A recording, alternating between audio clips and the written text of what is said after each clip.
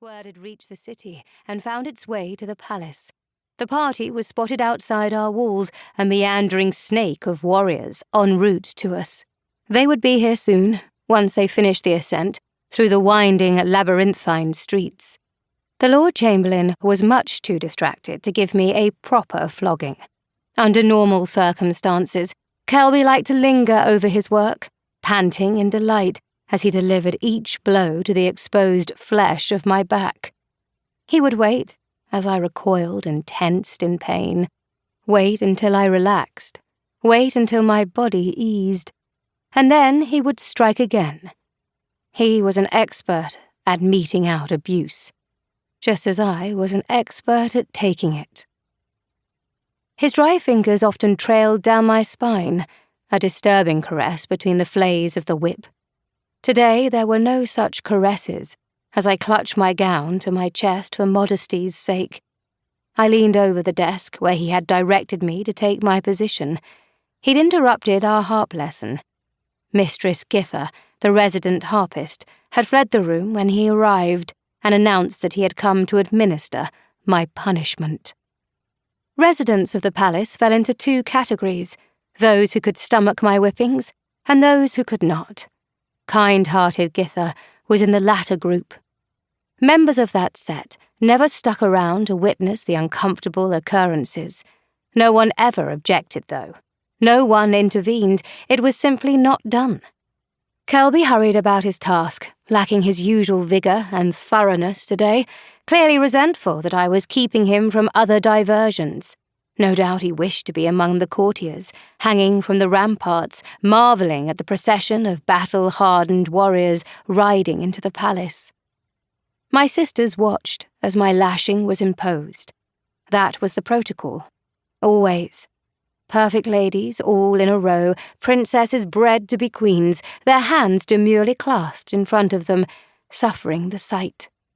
And suffer it they did, for as the royal whipping girl, I was raised alongside them, brought up as their kin, called sister, even if I was not. They would have to be heartless little monsters to feel nothing. Spoiled and shallow they may be, but heartless? No. And that was the point. That was the way in which a royal whipping girl served. My punishment became theirs, something they felt, something they regretted.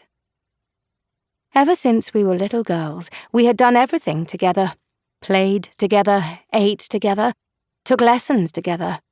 There was no distinction between us. We were sisters. No difference, except one, a very important distinction.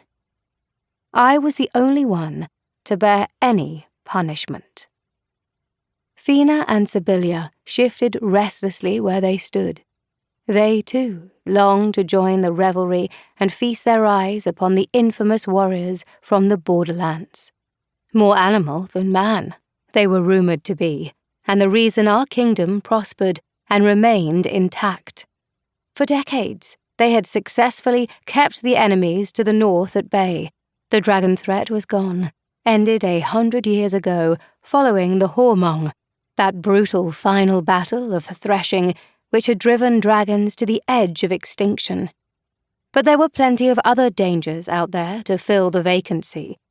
Bandits within our borders, raiders from the crags, pirates from the coast, invading armies from Vetterland and across the Channel. The whip cracked against my skin, and I flinched at the sting. Alice closed her eyes tightly, an expression of contrition tightening her features. At 16, she was the youngest and most affected by my whippings. Oh, Fiona and Sibylla felt remorse. But Alice was the only sister ever reduced to tears when I was disciplined for their misdeeds. She belonged in the category of those who could not stomach my whippings. Had she not been required to watch, she would have fled with Mistress Githa. The moment the fifth and final lash, the number that Kelby had decided upon as the punishment for Sibylla's and Fiona's quarrelling this morning over a hair ribbon of all things, struck my back, he tossed the whip to a nearby